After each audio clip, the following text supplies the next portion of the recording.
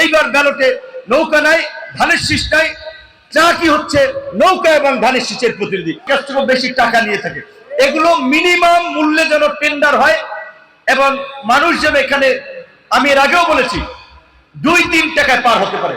আমরা এই ঘাটগুলোকে সেই ব্যবস্থা করব, ওইগুলোর ইজারা আমরা মন্ত্রণালয় থেকে কমিয়ে সেই ব্যবস্থা আমরা করব। এইখানে ইতিমধ্যে দেখেছেন কিছুক্ষণ আগে আমার চর বিশ্বাসের ইউনিয়ন পরিষদের চেয়ারম্যান তোফাজ্জল হোসেন বাবুল মুন্সি বক্তব্য রেখেছেন। এই গলাচিপা 10 মিনা আওয়ামী লীগের একটা রাজনৈতিক শক্ত অবস্থান, এটা অস্বীকার করার উপায় নাই।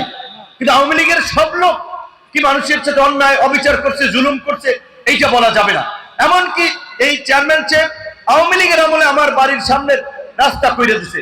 আমি তো তখন আওয়ামী লীগের পক্ষের লোক ছিলাম না, কাজে আওয়ামী লীগ করছে বিদায় সবাই খারাপ, এটা ঠিক না।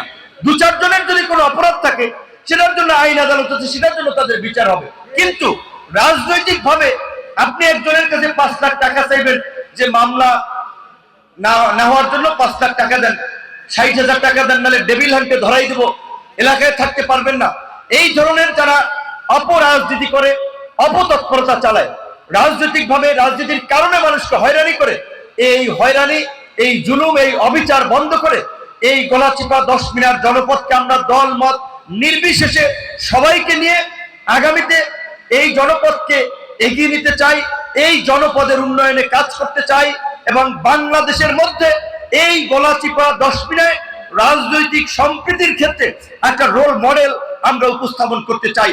চায়ের দোকানে কিংবা আলোচনার টেবিলে বিভিন্ন রাজনৈতিক দলের নেতারা আলাপ আলোচনা করবে, যুক্তি সহকারে তর্ক করবে, দিন শেষে হাসি মুখে কোলাকুলি করে হাত মিলিয়ে বিদায় নেবে, এলাকার স্বার্থে, মানুষের স্বার্থে এক এবং ঐক্যবদ্ধ হয়ে কাজ করবে। তাই আপনাদেরকে বলতে চাই, যেটা আমাদের ছাত্রনেতা নোমান একটা স্লোগান বলেছে যে গলাচিপা 10 মিনার মানুষ বেঁধেছে জোট, এলাকার উন্নয়নে চাক মার্কায় এবার দিবে ভোট। আমরা এটাই মনে করি যে আজকে এই জনপদকে এগিয়ে নিতে হলে সঠিক এবং দূরদর্শী নেতৃত্ব প্রয়োজন, যারা এলাকার মানুষের জন্য কাজ করতে পারবে, মানুষের কাজের জন্য একটা তদবির করে সেটার বাস্তবায়ন করতে পারবে। রিভার থেকে উঠে এসেছি, কিন্তু আজকে সারা বাংলাদেশের মানুষ চেনে। তো আলহামদুলিল্লাহ, এটা আপনাদের জন্য একটা সম্মানের।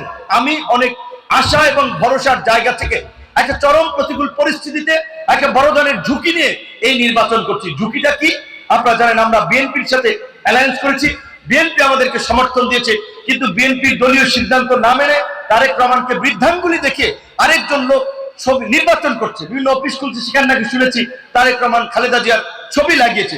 এইটা বিএনপির নেতৃবৃন্দ তারা এটা ভেবে দেখবে যে তারা কিভাবে সেটা প্রতিরোধ করবে, কারণ দল থেকে বহিষ্কৃত পথ নাই, নাই, সে তো দলের পরিচয় ব্যবহার করতে পারে না। বিএনপি তো অফিসিয়ালি গণ অধিকার পরিষদকে আমাদেরকে আসলে সমর্থন দিয়েছে। বাংলাদেশের এই অঞ্চলে বিশেষ করে বিগত নির্বাচনগুলোতে নৌকা ধানের শীষের নির্বাচন হতো, এইবার ব্যালটে নৌকা নাই, ধানের শীষ নাই, যা কি হচ্ছে নৌকা এবং ধানের শীষের প্রতিনিধি। কাজে আপনাদের প্রতি অনুরোধ থাকবে যে এলাকার সন্তান হিসেবে যে স্বপ্ন বাস্তবায়ন করার জন্য, এলাকার উন্নয়ন করার জন্য আজকে সারা বাংলাদেশে নির্বাচন করার সুযোগ থাকলেও আমরা এই জনপদে ছুটে এসেছি। আপনারা আমাদের পাশে থাকবেন এবং আপনারা যদি পাশে থাকেন, দীর্ঘ 28 বছর পরে অনুষ্ঠিত হওয়া ডাকসু নির্বাচনের মতোই 12 তারিখ চাক মার্কার আরেকটি বিজয় এবং ইতিহাস সৃষ্টি হবে। আপনাদের